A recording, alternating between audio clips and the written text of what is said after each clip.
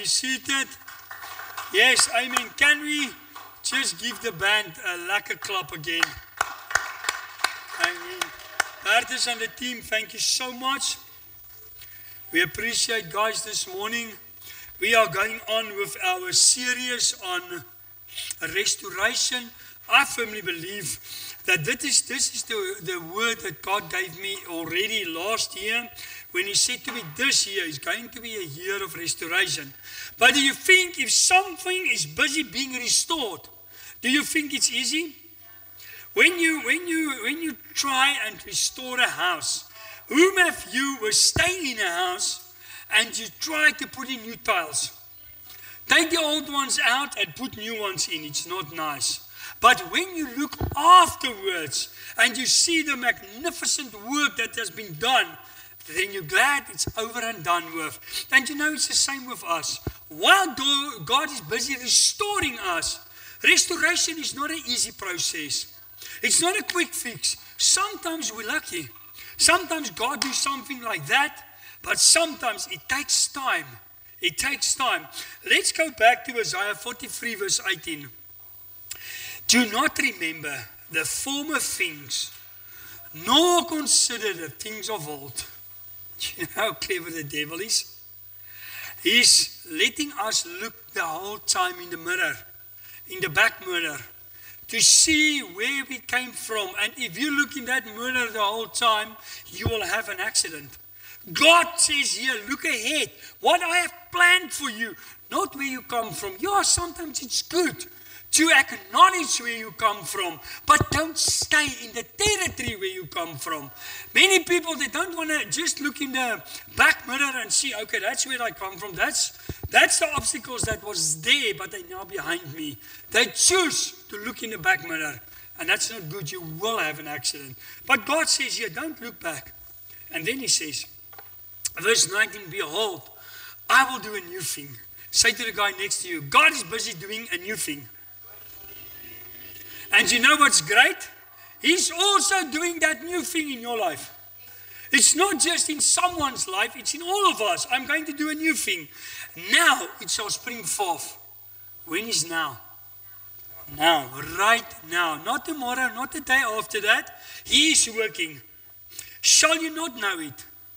I will even make a road in the wilderness and rivers in the desert. You know how many people are in the wilderness? How many people are in the desert? But God is busy preparing a new road. Maybe they're in the desert, but they don't see the road. But God is there. And sometimes, what does God do? He uses us to go and make that road for someone.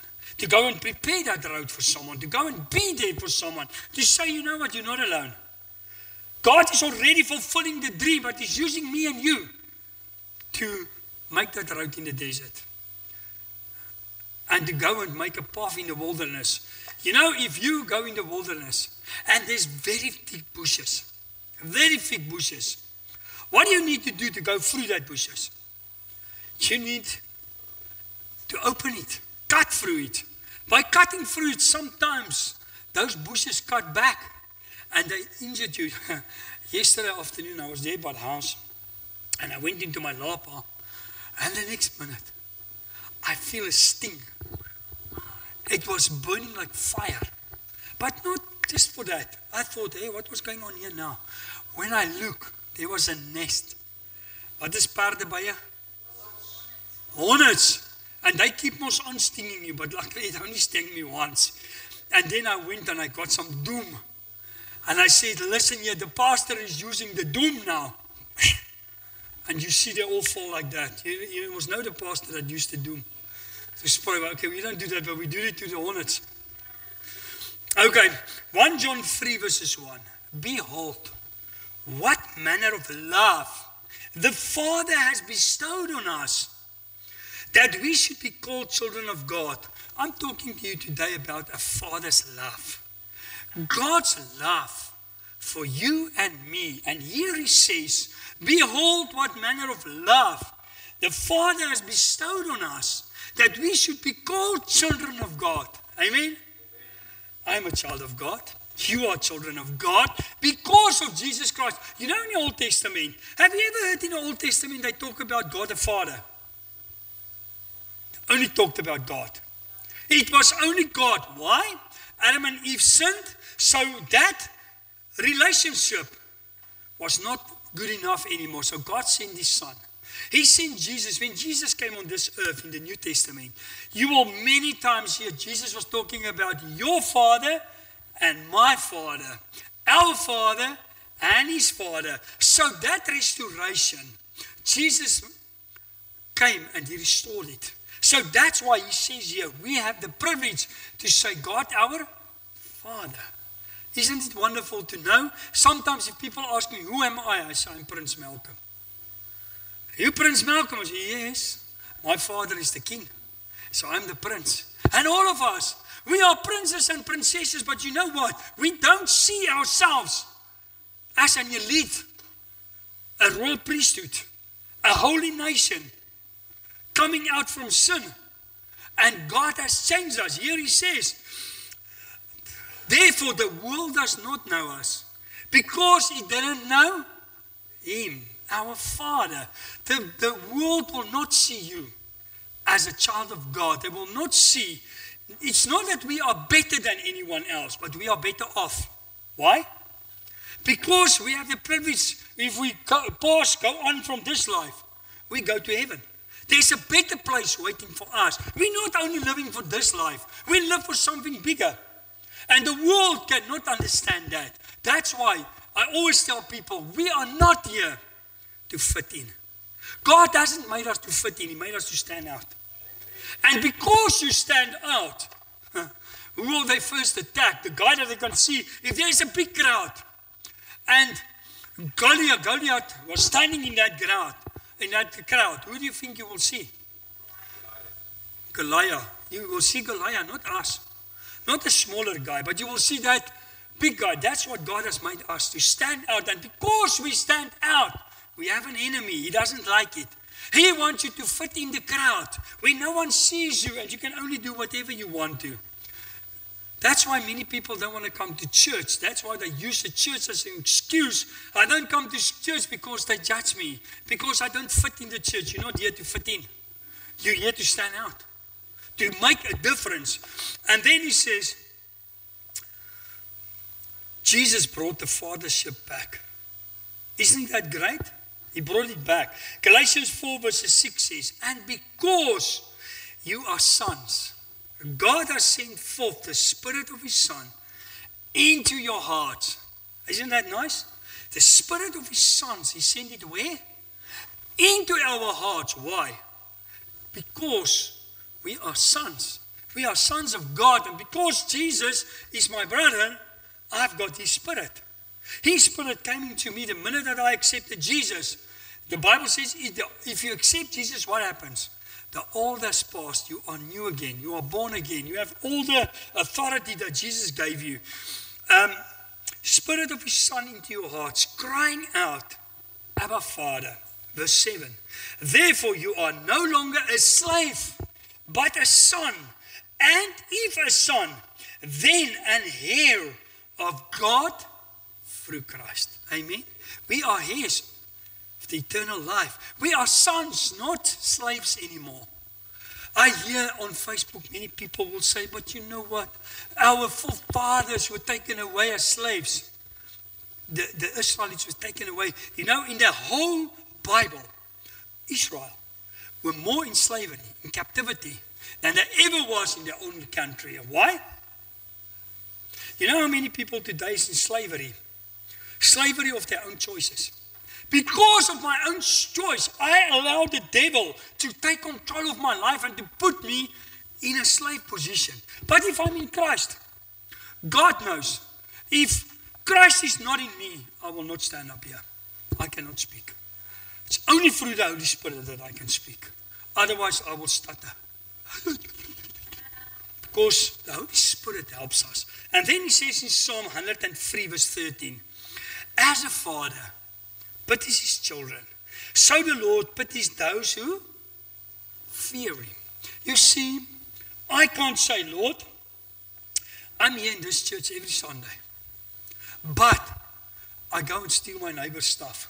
Or I go and do harm to someone. You know what? One day, I think I did tell you, many years ago, I was still in the police. Well, I started working for God, but I was still in the police. So I came to a parking area.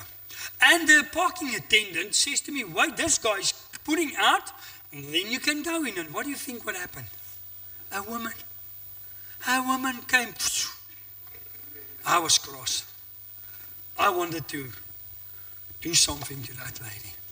And then I said, okay, it's fine. Go in the shop. When you come out, you will have 4 flat tires. And so she was waiting for me and I was waiting for her. And you know what's sad? My wife was sitting next to me and all 3 of my children were sitting in the back seat. And I said, Dad, what are you doing? Leave her. Get another parking. I said, no, this was my parking. You know, that arrogance, that full of yourself came out. And thank God, just like that, the Holy Spirit came over me and I said, Lord, what am I doing? I am not an example to my children or my wife. I go here like a spiritual woman now. And you know what? I went to look for another parking and guess what? I get a better parking in front of the door at the East Rand Mall. And then my wife said, I told you so. But you know, sometimes we get cross with people, but we think God must bless us. Sometimes we do things that is harmful to God's image. And then we say we're children of God.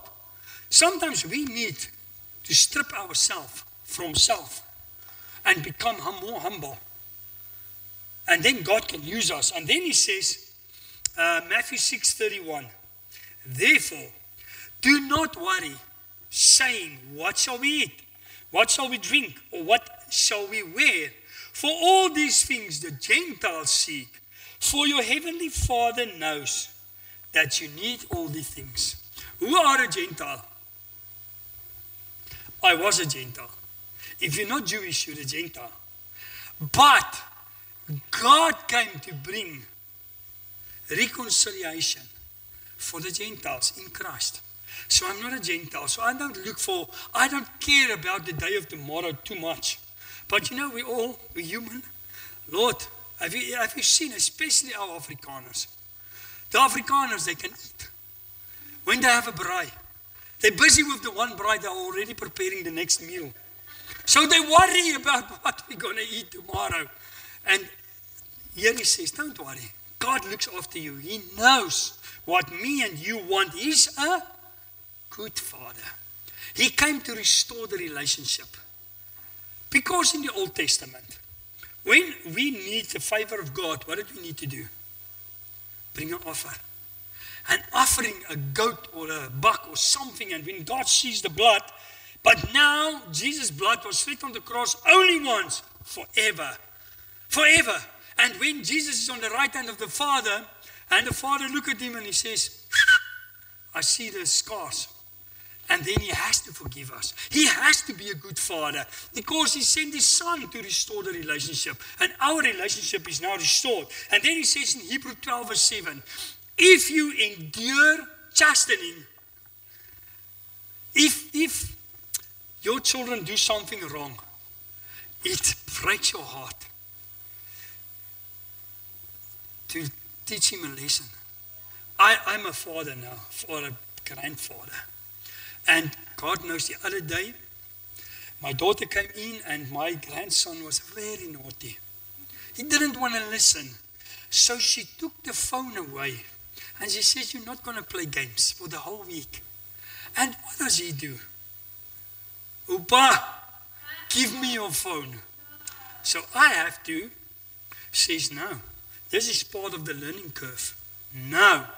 Your mother and your father said no. Now you're going behind their back. So I have to, as much as my heart broke, I have to do it. I have to help him. And it's the same with God. God helps us. Remember, God doesn't push you in front of a car to say, let's see if you want to listen. No. But sometimes we don't listen to him and then we run in front of a car. And if you hit, what does God do? Picks you up. He says, hey, no, you must go straight. You don't want to listen. Lie there. Now he helps us back again. That's how what a good God, but he's chastening us. God deals with you as with sons. Whom of you that have a son or a daughter, Teresa? I know Jessica can be very naughty, but God loves her too. Now, Jessica is a good example. I told you was the story of Jessica. For the new people that didn't hear it, when Jessica was in school, she and my daughter were in the same class, and they were in matric. And one day, I picked them up from school, and Jessica was written all over her arms here. I said, Jessica, what are you doing? She said, it was not me. It was the other children. I said, so if the other children jump in the fire, will you jump after them? She says, yes. I said, Jessica, how can you do such a thing? She says, Uncle, somebody has to save them. So Jessica, she caught me that day. I didn't have a comeback. I was just sitting there in the car quiet. That was very sharp. I'll never forget. That was a good one. But now, if our children goes out of line, we need to discipline them. We need, discipline don't start at school. Discipline started at our houses first. The teachers at school can only manage the discipline that we teach our children at school. And then he says, verse 10, Hebrew 12, verse 10, for they indeed for a few days chasten us, as seemed best for them, but he for our profit, that we may be partakers of his holiness. You see, when you keep on doing the same thing over and over, what will God do? He will keep on disciplining you. Why? He wants us to become holy like he is holy. So don't get cross, get better. I always tell people, when something happened to us, we've got two choices. Either you get better or you get better. Rather decide and say, Lord, I want to get better. If Jesus disciplined me, I want to get better. John 8:38. I speak what I have seen with my Father, and you do what you have seen with your Father. John 14, verse 9. He who has seen me has seen the Father. So how can you say, show us the Father? Whom of you has seen the Father? I have. How do you see the Father? If you see Jesus, what is Jesus? John 1. In the beginning was the Word, and the Word was with God, and the Word was God, and the Word came down to earth, and it was amongst us. So, if you want to see the Father, know this book, and then you will know the Father, you will know the Son, you will know the Holy Spirit if you know this book. Matthew 7, verse 11. If you then, being evil, God says our earthly fathers, we are actually evil. Lord, how can I be evil? I want the best for my child.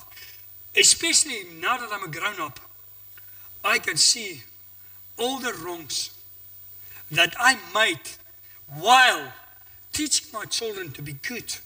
I wasn't perfect. But God says you are, even if you're evil, but he says you're not evil on purpose. You're not evil because you want to be evil. Hear what he says. Know how to give good gifts to your children. How much more will your Father who is in heaven do good things to him who? Ask him. Sometimes we don't have because we don't ask. Sometimes we ask, but we don't ask enough. We ask, but we don't trust. If I ask God something, what must I do? I must believe. It's according to his word, and because it's according to his word. If you want a job, can you ask God for that? Yes, because Proverbs says, he that don't work mustn't eat. So you can ask him. If you ask him for food, he will give you food. He will give you. Here he says that we as bad parents. Mark 14:36. And he said, Abba Father, all things are possible for you. Take this cup away from me. Nevertheless, not what I will, but what you will. You see, sometimes in life, we're going through rough times sometimes. But not everything is just bad. Here, Jesus had to die on the cross. He was praying and said, Lord, I don't want to die. Please take this cup away. But your will. Why? Jesus knew he came to earth for one reason and one reason only. For God so loved the world, John 3:16, that whoever believes in him shall not perish, but will have everlasting life. Life. But to get that everlasting life that the devil took away from us with Adam and Eve, God needed someone to intervene without sin. And we, all of us, have you ever thought about when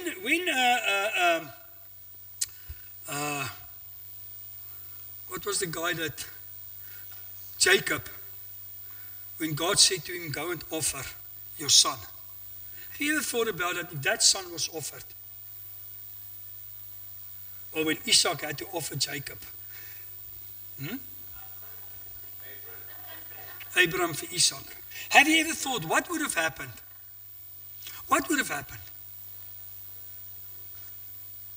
Isaac was not a perfect match. And he couldn't die for our sins. But Abraham didn't know it. God was testing his faith. But here Jesus says, I will do it. I will go through that because I'm without sin. And he took our sin on him. He restored the relationship between the Father and us. And then, Luke 3:22. And the Holy Spirit descended in bodily form like a dove upon him. And the voice came from heaven which said, you are my beloved Son. In you I am well pleased. Wouldn't that be nice? If God come now from heaven, he stands here in amongst our midst, in our midst. And he says, every one of you, I'm pleased with you. But he's not pleased with us. But you know what? He still loves us. Because he was pleased with Jesus. And Jesus intervened for us. Jesus stand in the gap. So he has to be pleased with us, even if he's not pleased with us. Because of Jesus. Not because of us, but because of Jesus and his blood. Luke 3:22. Psalm 86:65. Psalm 68 verse 65. For God so, a father of the fatherless, a defender of widows. Sometimes we think, Lord, I don't have a father. I don't have anyone to look up to. Maybe you have a father, but you don't know him. He's a father to the fatherless. Maybe you think, Lord, I'm a widow. Not physical widow, maybe. But maybe in a sense, Lord, there's no one that cares for me. I'm alone in this battle. No one loves me. Here he says, God loves you. He's your father. He will provide for you. He says in Hebrews 13 verse 5, I will never leave you. I will never forsake you. He's always there for us. Then Ephesians 3 verses 19 and 20. To know the love of Christ which passes knowledge, that you may be filled with all the goodness of God. If you know the love of Christ, what will you have? The goodness of God. Then you will adhere to other people's calling. Then you will go and say, Lord, use me to make a difference, not only to receive. Someone said to me this morning in our Afrikaans service, they moved to Hoedspruit. And they said, God is so good for them, that they've decided now, they don't just want to collect, they want to start giving. So they're going to make food parcels. And on a Saturday, they're going to dish out that food parcels. And this is what God has called us to do, make a difference in someone's life. Verse 20, now to him who is able to exceedingly, abundantly, above all that we ask or think, according to the power that works in us. What does Jesus say in Luke 10 verses 19? I have given you all the authority over all the power of the enemy. So when we want to do stuff, what do we need? We must be filled with the Holy Spirit, stay in the Holy Spirit. Romans 8:14 says, he that's led by the Spirit is a child of God. And here he says, we have all the authority in us because of Jesus. Jesus invested himself in us, and because of us, and because of him, we can do anything. John 13 verse 34, a new commandment I give to you, that you love one another as I have loved you, that you also love one another. This is what the Father came to restore. That's why John 3:16 says he sent his Son to die on the cross. So if we believe, why did Jesus come? To restore first the relationship. And Jesus says, because God is love. We ought to love one another and take care for one another and look after one another. And then he says, and that is a new commandment. It's a new command that God says, love one another. Verse 35, by this all will know that you are my disciples, if you have love for one another. Be careful how we treat people outside. Sometimes when people come to you in that moment, you don't feel this for them. You feel, no, man, I'm now tired. I don't want these people. They're going to nag now.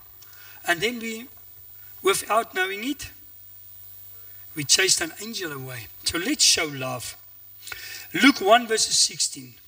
And he will turn many of the children of Israel to the Lord their God, the Father. He will also go before him in the spirit and power of Elijah, to turn the hearts of the fathers to the children, and the disobedient to the wisdom of the just, to make ready a people prepared for the Lord. Here Jesus was referring to John. John came to tell about God, to restore the relationship between the fathers and the children. And this is what Jesus also came to do. So we must go out and say, Lord, use me to tell people. What do we need to tell people? First, God is love.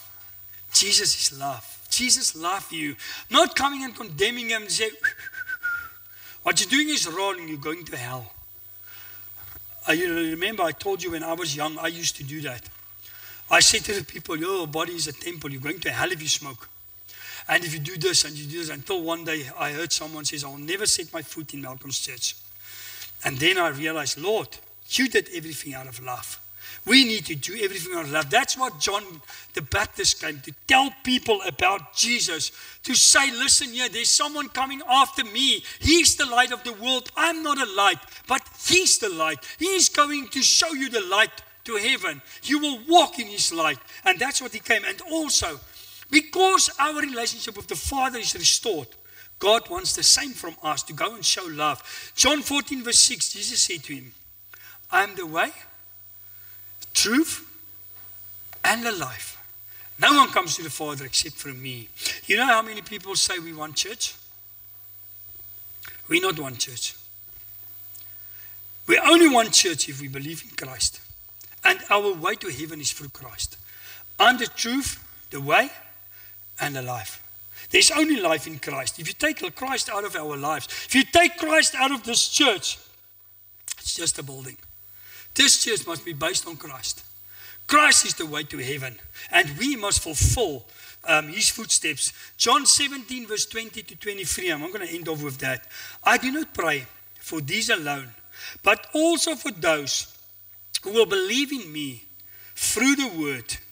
How do we believe? What did I say, Nana? Through the word. That they all may be one. That all of us may be one. As your Father are in me and I in you. That they also may be one in us. Isn't it wonderful? If we in Christ, we are also in God. That's what he says here. So we are a royal priesthood, a holy nation. And the glory which you gave me, I have given them, that they may be one, just as we are one. Isn't it wonderful? What did Jesus say? What did he give him? The glory. Why don't we live in glory? Why aren't we glorified? Why don't we glorify God? Because we don't believe that the relationship was restored and that we are heirs of Christ. I in them and you in me, that they may be made perfect in one. What do you think is happening in South Africa now? The devil is using the political people to bring diversity in this country. But this is one of the best countries. That's why we are a diverse church this morning, but we must stay in one. Don't let that stuff, of all the old stuff, come between God and us. Let us stay in unity. Let us say, Lord, because we are one in you, we're going to build your kingdom and we're going to take souls with us to heaven. And then he says, and that the world may know that you have sent me and have loved them like you have loved me. Isn't that wonderful? That we are not only here to tell people that God is the ultimate, but that He loves Jesus and that He loves them and you and me. So let's go and spread God's love and say, Father, thank you. Thank you that I'm a heir of the kingdom of God. Thank you that I am restored. Thank you that the ditch that was between God and us, when that curtain in the temple was torn from God to us, that bondage that was away, that was not there anymore, that break that was between God and men, that was restored. So now we have the privilege to go to God whenever we want to. We don't need a priest once a year. We don't need to bring offers. What offer do we need to give? Yourself. Only yourself. The more you give yourself in prayer, the more God can answer your prayer. The more you ask God in the Word, the more you show Him on His words. He says, in this Word, there is many promises. And what does He say we must do? Remind Him of His promises. Get promises in your life and stand on that promises and say, Lord, this is according to your word. I take it. I believe it. Isn't it wonderful that David says in Psalm 23, the Lord is my shepherd. He made it personal. He knows the Lord is all of our shepherd. But at that moment, He made it impersonal. He says, Lord, you are my shepherd. And even if you believe God is your shepherd, what will the leader of the flock, the shepherd, what will he do to the flock? He will take care for them. He will look after them. He will give his life for them. In the old days, he was standing in the gap. He was standing in the door. If there was no door, he was sleeping in the door to protect the sheep. And that is what the shepherd do, and that's what God's doing to us. He's our Father. He's our heavenly Father, and we can call Him Father, not God anymore, but Father God. Father God. Father, we thank you this morning that Jesus came to restore our relationship. Lord, thank you that Jesus is the truth, the way, and the life. Father, without Jesus, we don't have life. Thank you, Jesus, that you restored the relationship between the Father and us. And because of that relationship that was restored, Lord, we can have life and life in abundance. It's the devil that comes to destruct and steal and destroy. But you give us that life, and thank you for that life. Thank you that we are heirs and children of God. Lord, we are not slaves anymore. We came out of slavery, and we become your sons and daughters this morning. Let us live a life as your sons and daughters. We pray this in Jesus' name. Amen. Thank you, Philip.